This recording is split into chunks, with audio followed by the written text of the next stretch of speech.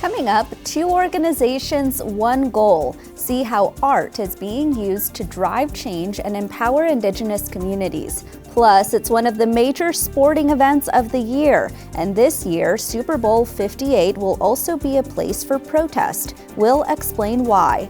And a demand for change, how Native youth are stepping up for climate change. Join us for those interviews, plus headlines on the ICT Newscast. This program is made possible by the Corporation for Public Broadcasting, a private corporation funded by the American people.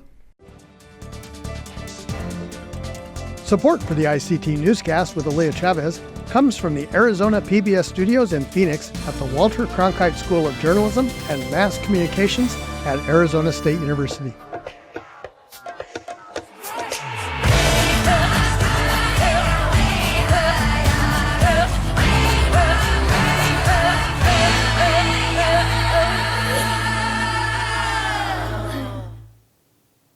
Amida Wahopa, thank you for joining us. I am Aaliyah Chavez.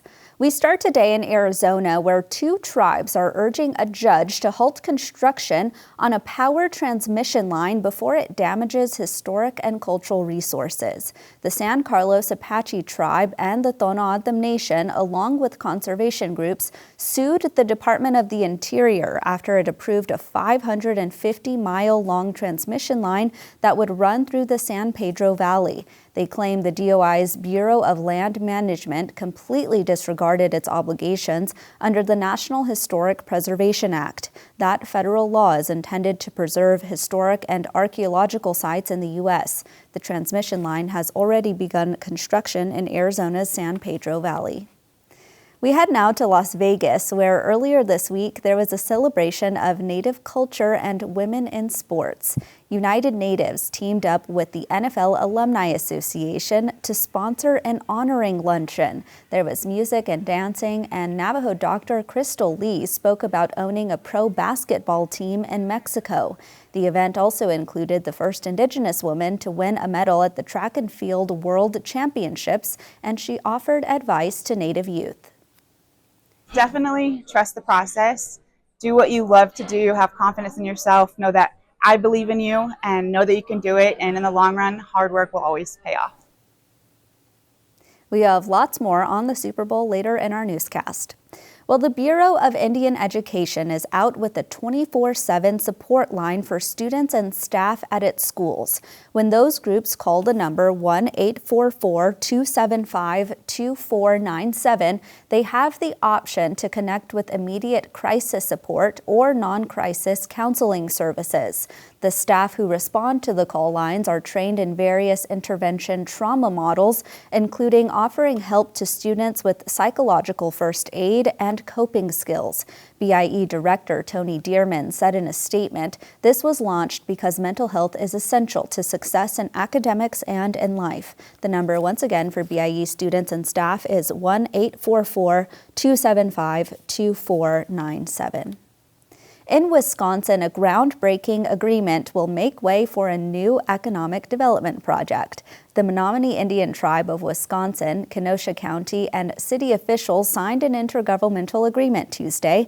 The proposed Kenosha Hard Rock Hotel and Casino is a $360 million private sector investment. Backers say it will feature 6 restaurants, an entertainment venue, and sports betting. Chairwoman Gina Cox said revenues will help with elderly services, health care, and much more. The National Center for American Indian Enterprise Development is out with this year's 40 Under 40 class. It includes Oscar nominee Lily Gladstone, a White House advisor, tribal government and business leaders, attorneys, a journalist, and several folks working in Native American food and agriculture. The awardees are nominated by members of their communities and must be under the age of 40 while having demonstrated leadership, initiative, and dedication. The new class will be honored at the upcoming Reservation Economic Summit, also known as RES, which is taking place from March 11th through the 14th in Las Vegas. In the heart of Okayowinge, New Mexico, a classroom has become a sanctuary for the Tiwa language. That's as Tribal Council member Joseph Patrick Awino champions its preservation.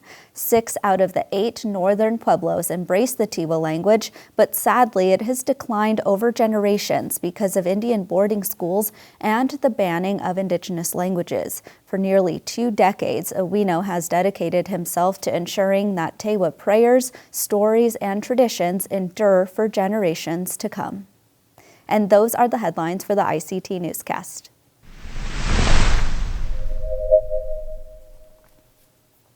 A community housing organization might seem like unlikely partners for arts funding, but that's exactly what Duluth's American Indian Community Housing Organization has done. The McKnight Foundation has this story.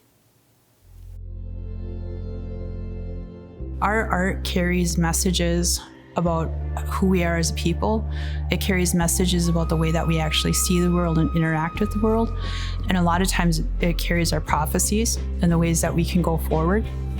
Anine, my name is Leanne Littlewolf. I use she, her pronouns, and I'm the executive director for the American Indian Community Housing Organization, AICO. AICO is a nonprofit organization. We started in 1993 and started with a domestic violence emergency shelter, Dabanu Gun Shelter, and now we have permanent supportive housing at the Gamaji Mino Bama Dizimin building. So with arts and culture and the work that we do, it was a natural progression because the community, our community, is really always doing arts. Bonjour, I'm Gordon Coons. I'm a member of the Lac Courte Oreille Reservation. I do a variety of artwork. Most of my themes come from my heritage. We have a term that we could use for it. It's called Gijibajanoman. We tell stories. It's our cultural stories that we bring out. We want to share those with you, not only with elders, but it brings up the children to knowing that they have a path to follow, protecting and taking care of the tribe. What I enjoy about AICO is one is they're very supportive to all levels of art. Today you'll see my work, which is like about 21 pieces. The other individual I'm shown with is Steve Standing Cloud. This is his first show, so it's kind of interesting to see his new work coming out. There's actually no word for art in Ojibwe language, you know. Art to us is in everything that we've done. It's in our ceremonial pieces, it's in our clothing, it's just part of our spirituality. So every time the artists come and do an art show, it's a teaching. I've been to art shows here at AICO that have really expanded my thinking. I become a better human being after that experience. It's a fun thing, and it's nice to go out there and communicate with people. And some of the works will bring new ideas that are actually old ideas that people are not aware of. If we do historical works, you'll find out what made this country a great place, and then what made it there was what we contributed to the country as Native people. The value of finding ways to be really visible is because we have been invisible for so long. There's this idea that we don't exist anymore, but we're still here. And I think that nationally that's been for tribal people to say, we are here, we survived. And we just need to get out there more often, and AICO provides us a place to do that, and that's always what we're looking for, is how to get out there. We need to really showcase our strengths, and I think that it's something that's beautiful, and I think it's something that the world can really learn from, and I think it's inspiring. Today, my daughter's watching. She knows who she is, and she'll know where she comes from. Looking at some of this artwork, you know, this is who she is, and I think that just by passing that along to some of our young people is pretty motivating for me to continue on. We have a lot of people who don't grow up with traditional cultural practices. Those are the missing pieces, and we are putting those back in place. And when you have your whole self, just think of all the things that you can do.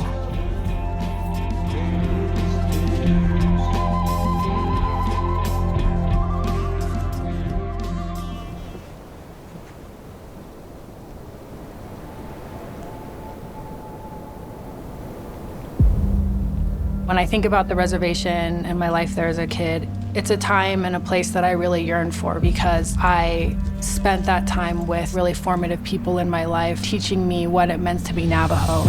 As Native Americans, substantial rights under the Constitution and laws of this country were going unenforced. Those traumas show up in our elders throughout our lives, throughout our parents' lives. A lot of the history is still impacting us to this day. There's something really powerful that happens when you articulate an injustice. And at NARF, we do that on all fronts. The Native American Rights Fund is the oldest and largest nonprofit law firm. Fighting alongside our tribal communities to defend Native American rights. I see the difference that it makes with our Indian people. We are facing really challenging times. The right to vote has been under siege. Without voting, every other right in Indian country that matters falls. So it's really important to have NARF standing with our tribal people to define voting as part of the fight for tribal sovereignty. Anytime Native American voters are in a position to swing elections, that's when you see the most egregious violations of their voting rights. And so we responded to that moment. The Native American Voting Rights Practice Group arose with this rising anti-democratic movement that has been happening across America. The voting rights litigation that we do is tough. The facts are tough. They're very personal to our voting team, but our wins are big. And we win all the time.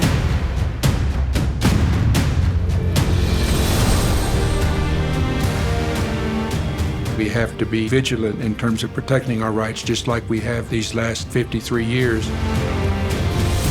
In order to make good on the promise of America, we have to make sure that every Native American can vote and have the ability to effectuate change in their communities. I think that's the way that we collectively move forward. The Native vote matters because it's important, because it makes change in all of the states we work in. When our ballot box achieves justice for Native people, that's when we as a country can really feel faith in our institutions. This election year, NARF will be leading the fight to protect Native American voting rights in states across the country. Follow along as we tell our stories from reservations, communities, and on the front lines of democracy. Now is the moment. Join us. Millions of people around the country are gearing up for Super Bowl LVIII this weekend. There are already lots of storylines to follow, from the TV commercials to the halftime performance. ICT's Deputy Managing Editor Kevin Abourezk takes us into one that many Indigenous people are talking about. Kevin, thank you so much for joining the ICT Newscast today. I want to just jump right in here because you filed a story on ICT's website recently, and it's about some protesters who will be in Las Vegas this weekend for the Super Bowl. So yeah, we ran a story this morning about this issue with the team name for the Kansas City football team. And how there are going to be a group of protesters protesting that team name this coming Sunday outside of Allegiant Stadium on the Las Vegas Strip in Nevada. So the Chiefs will be playing the San Francisco 49ers. And this issue with the problem with the Kansas City team names has been a problem for a very long time, but really has come to a head in the last 5 years simply because Kansas City keeps ending up in the Super Bowl. I mean, this is the fourth time in 5 years they've been in the Super Bowl. So that brings this issue to a national stage. And as a result, I know Native people have been taking a stance on this really hard for the last 5 years. So even before then, but yeah, certainly within the last 5 years. I understand that you interviewed the director of the Kansas City Indian Center. So tell us about her and what she had to say. Yeah, so Kayleen Krauser serves as the director of the Kansas City Indian Center. And this is an organization that serves Native American people primarily in the Kansas City metropolitan area. Kayleen Krauser doesn't have a terrible problem with the name Chiefs. She was very honest about that. You know, she said, I don't like it. You know, I think it's appropriating our culture, our history. But my biggest problem isn't with the name. It's with the fan behavior. It's with, you know, people wearing headdresses into Arrowhead Stadium in Kansas City and putting on war paint or wearing red face, as we call it, doing this really stereotypical chop that they do, you know. I guess now they use closed fist, but forever they were doing this. And it would be to the sound of dun, dun, dun, dun, dun, dun, dun, dun, dun, you know, kind of a very, very stereotypical Native American drumming and chanting. And it was just ugly, it was just, and that's what she said, it's just terrible to see. It makes me feel kind of belittled and exploited.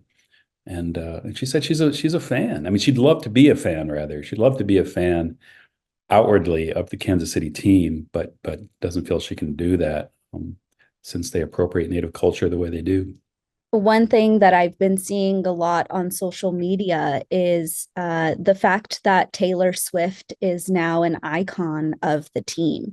And I think a lot of Swifties, as they call them, have hope that she'll say something, or that any of these other folks associated with the team would use their platform to say, hey, maybe stop doing that. Yeah, no, absolutely. One of the other people I spoke to was Rhonda Lavaldo, and she is the founder of an organization called Not in Our Honor, and this was organized by a number of people from the University of Kansas, Haskell Nations University in Lawrence, Kansas. One of the things that she said that really kind of stuck with me was, they have been waiting for Taylor to say something, to take a stance on this issue. But one thing they're actually pretty happy about is they've never seen her do the chop. So they take note of that. Every time they've seen her on TV, she's not doing the chop. Even when other people are doing the chop, she's not doing the chop. So that's one positive thing. Kevin, I'm sure a ton of Indigenous people all around the country are going to be watching this weekend's Super Bowl. Native people love sports. We just do. We revere our athletes, and there are Native athletes on the Kansas City team, that we all would love to root for. Maybe, and I know a lot of us do root for, Yeah, well, speaking about players, actually tell us about the folks who play on the Kansas City Chiefs team and are Native American. So one of the Native American members of the Kansas City team is a Choctaw man. His name is James Winchester, and he's a long snapper for Kansas City and has been playing for them quite a while. And he actually told us last year when we interviewed him that he supports the team name. Says he understands that it's offensive to others, but it doesn't offend him, and he's proud to be a part of the team. James Winchester on the Kansas City team is number 41, in case people are curious. In the meantime, Kevin, thank you so much. Thank you, Aaliyah. Have a great day. You can find Kevin's full story at ictnews.org. Just search for the headline, Genocide Bowl, Activists to Protest Super Bowl Teams.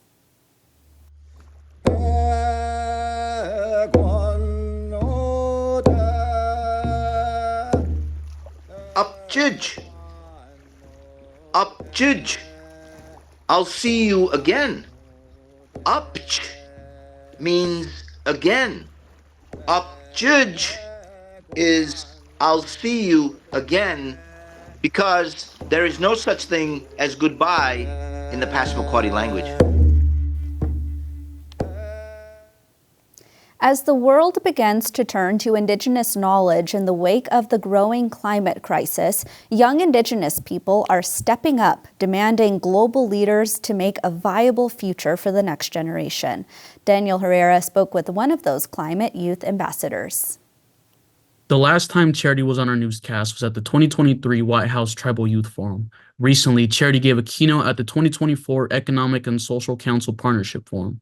Charitie, welcome back to the ICT Newscast. Thank you so much for having me. I'm so excited to talk more. I just want to get right into it. Tell me about your keynote speech and your experience there.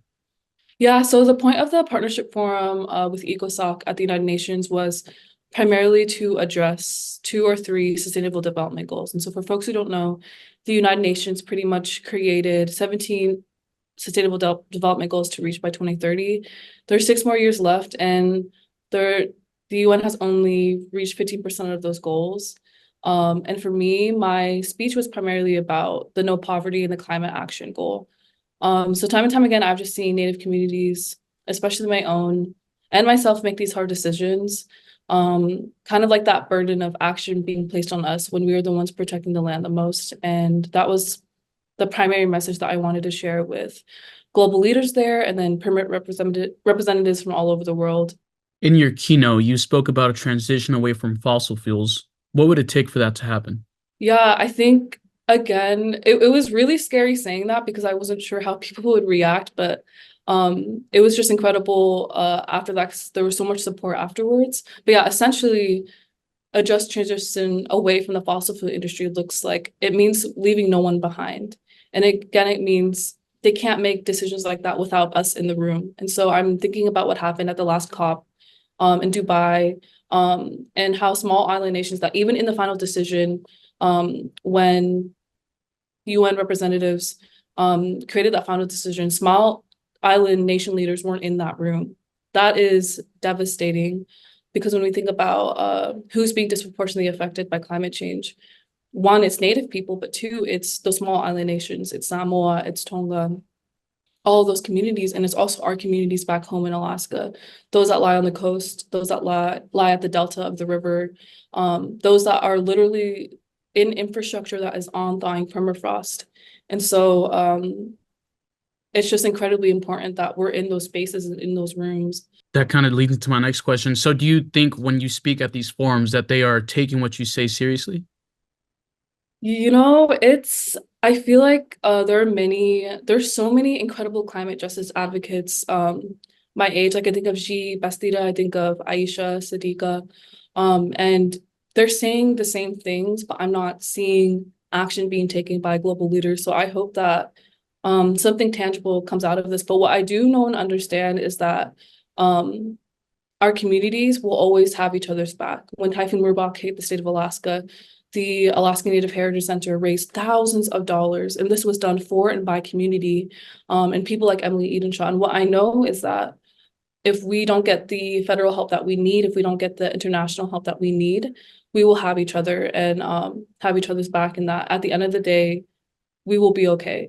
But again, it's this aspect of visibility. These issues need to be platformed. There need to be more spaces for us to talk about what's happening, because we're seeing these same cycles happen where we're having to make these hard decisions. And I definitely think that something can be done about it, and global leaders can do something about it. And how is climate change affecting Indigenous communities? Yeah, I think I love that question. I think about what's happening in the state of Alaska. First of all, there's a thawing of permafrost. It's the reason why I study civil engineering. When permafrost thaws, one, there's an immense amount of emissions that are released into the atmosphere, but it also affects the civil infrastructure of entire communities that lie there. And much of the communities that lie in the southwest region of Alaska are facing that. We're seeing infrastructure collapse. We're seeing tropical storms that have never been that far up in the Arctic start to migrate there. And those are devastating our communities. They're washing away fish camps that have been there for decades. They're rooting infrastructure. The water's coming a lot closer to our villages, and we're seeing communities, not just my own, but communities elsewhere like New Talk, have to think about relocation. Then there's the salmon crisis that's happening. We haven't had salmon in our smokehouses and our rivers for the past 3 to 4 years. That's devastating, because then we have to start thinking about, what practices will be passed down to my children? What practices will be passed on to the next generation? In your keynote speech, you also spoke about climate justice. What does climate justice look like to you? Yeah, so I specifically talked about climate justice towards our youth, our ability to practice joy, to be happy, that in this idea that even amidst everything that we're seeing back home, not only in Alaska, but even across our tribal nations with climate change, we're still able to practice joy. We're still able to be humorous with one another. We're still able to tease one another. And I think that's a really beautiful and powerful thing. Climate justice is also just ensuring that our Native youth are able to dream beyond what they're told to be. If we're able to create a space where a Native kid says, I want to do this, and they're able to do that, that's climate justice. Because I firmly believe that we'll have a lot more Native engineers, Native scientists, Native artists, Native singers, Native poets. And I think a lot of people in my generation are definitely changing that narrative. President Biden has made a lot of climate change promises in his campaign. Do you think he's lived up to them? He's better than past presidents in terms of his climate justice initiatives. Justice 40 is incredible in terms of directing funding directly towards environmental justice organizations. I think it's incredible, but I think more needs to be done. There's the approval of the Willow project that is going on in my region. So many youth in my generation, but so many Alaska Native youth in my generation oppose that project. So I think they need to hold space for us, and they need to take our considerations more seriously when it comes to fossil fuel projects like that. It needs to be better, but it's a step in the right direction. Well, Charitie, thank you so much for joining us. Yeah, thank you so much for having me.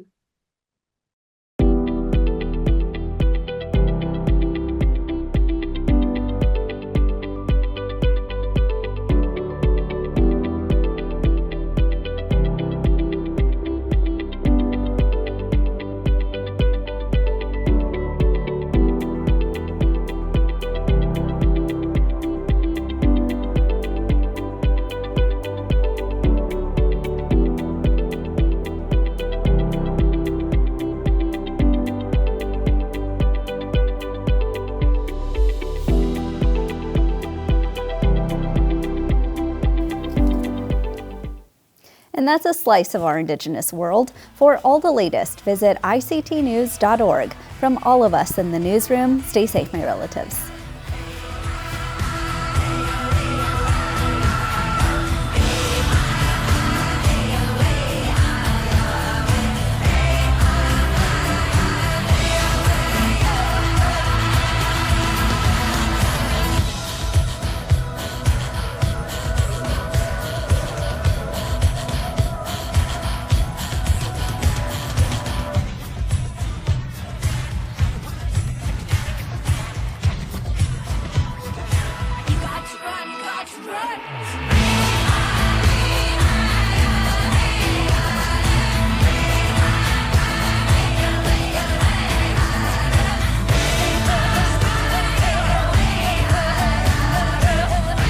This program is made possible by the Corporation for Public Broadcasting, a private corporation funded by the American people.